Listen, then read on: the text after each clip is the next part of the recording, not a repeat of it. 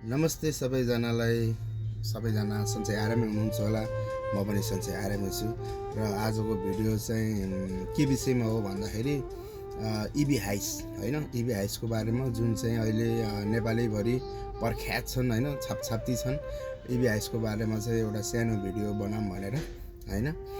अस्ति कारकादो चोकमा चाहिँ एकजना साथी भेटिनु भयो।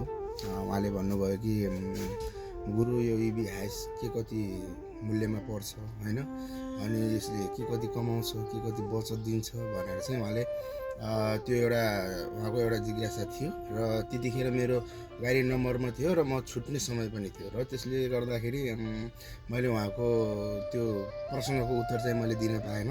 र त्यस्तै उहाँ जस्तै मान्छेहरू अन्यहरू पनि हुनुहुन्छ होला, जुन एउटा इभी हाइस हाल्ने सोच गर्नुभएको छ होला होइन। अब त्यसमा खर्च कति आउँछ होइन, कमाइ कति हुन्छ, बचत कति गराउँछ त गाडीले होइन, सबै खर्च घटाएर भन्ने कुरा हुन्छ। कुन रुट हिँडाल्ने भन्ने कुरा हुन्छ होइन। अब बुटवल, सुर्खेत, धनगढी मैननगर, दाङ तुलसीपुर होइन, अब पोखरा उता हजुरको पऱ्यो प्युठानतिर होइन, अर्घाखाँचीतिर कुन रुट हिँडाल्दा चाहिँ सही हुन्छ होइन, कुन ठाउँमा चाहिँ कमाइ बेसी छ भन्ने कुराहरूको चाहिँ जानकारी मुलुक चाहिँ यो भिडियो छ।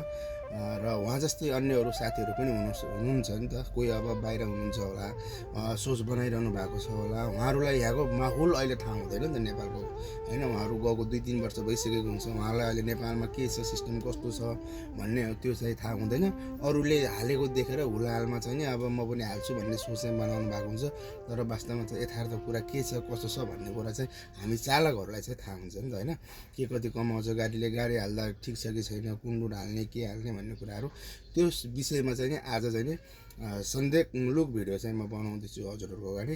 र त्यो एकजना साथी फेरि मसँग भेट्न आउँदै हुनुहुन्छ अहिले होइन। म यहाँ चार्जिङ पोइन्टमा छु, उहाँ मलाई भेट्न आउँदै हुनुहुन्छ अहिले फोन गरेर। उहाँ चाहिँ यहीँ हाम्रो खजुरामा आएको हुनुहुन्छ, अनि उहाँले फोन अस्तिबाटै गरिरहनु भएको छ। फुर्सद मिलाएर एक दिन भेटेर कुरा गर्नुपर्छ गुरु भन्नुभएको थियो, र अहिले उहाँ मलाई भेट्न आउँदै हुनुहुन्छ। उहाँसँग पनि केही छलफलहरू हुन्छ, त्यो भिडियो पनि सायद तपाईँहरूको अगाडि राखिदिउँला।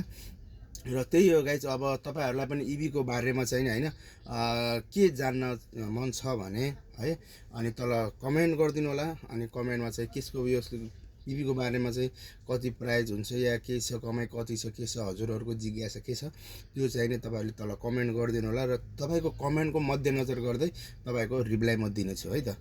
ल हस्, यति भन्दै म बिदा चाहन्छु।